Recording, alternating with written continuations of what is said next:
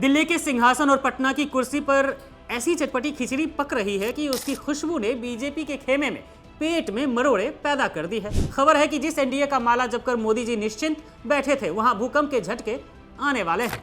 नीतीश कुमार जो पलटू राम के नाम से मशहूर हैं पूरे देश में, और चिराग पासवान जो युवा तुर्क बनने को बेताब हैं, दोनों मिलकर महागठबंधन के साथ खुलेआम फ्लर्ट कर रहे हैं अब।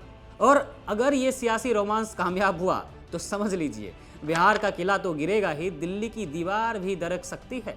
हालांकि बीजेपी वाले अभी भी सब चंगासी मोड में ही हैं, लेकिन आंकड़े कुछ और ही कहानी सुना रहे हैं। बिहार की राजनीति में नीतीश कुमार से बड़ा मिस्ट्री मैन कोई नहीं है। वो कब किस और करवट लेंगे ये तो खुद उन्हें भी नहीं पता होता है, लेकिन अब खबर है कि लोजपा रामविलास के महामहिम चिराग पासवान को बिहार का मुख्यमंत्री बनाने का ऑफर देकर महागठबंधन ने उन्हें चिराग और नीतीश दोनों को एनडीए से तोड़ने की पूरी तैयारी कर ली है।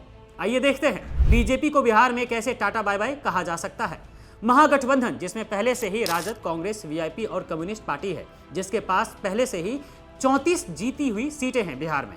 वहीं नीतीश कुमार की पार्टी जनता दल यूनाइटेड के पास 85 सीटें, लोक जनशक्ति पार्टी रामविलास के पास 19 सीटें, जीतन राम मांझी की पार्टी हम के पास 5 सीटें हैं, जिसे कुल मिलाकर सीटों की संख्या होती है 143, जो बिहार में सरकार बनाने के बहुमत के जादुई आंकड़े 122 से काफी ज्यादा हैं। ये तो ऐसा है कि बीजेपी को उनके अपने ही घर में आउट ऑफ सिलेबस सवाल मिल गया हो।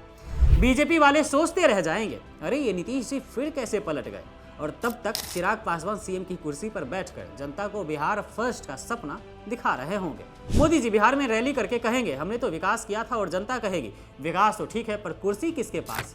विकास किया होता तो कुर्सी भी आपके पास ही होती ना मोदी जी।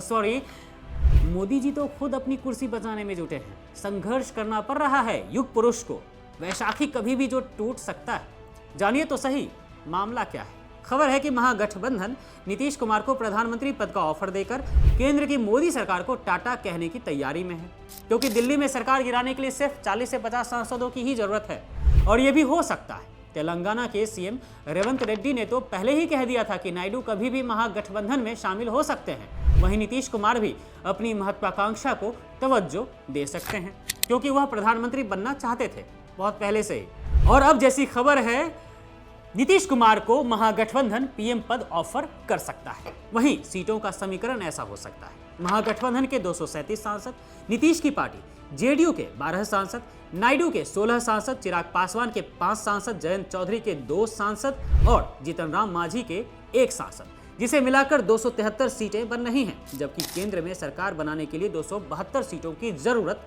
पड़ती है, यानी बहुमत से 1 सीट ज्यादा। यह तो ऐसा है जैसे बीजेपी के हाथ से जीत का कप आखिरी सेकंड में छिन जाए।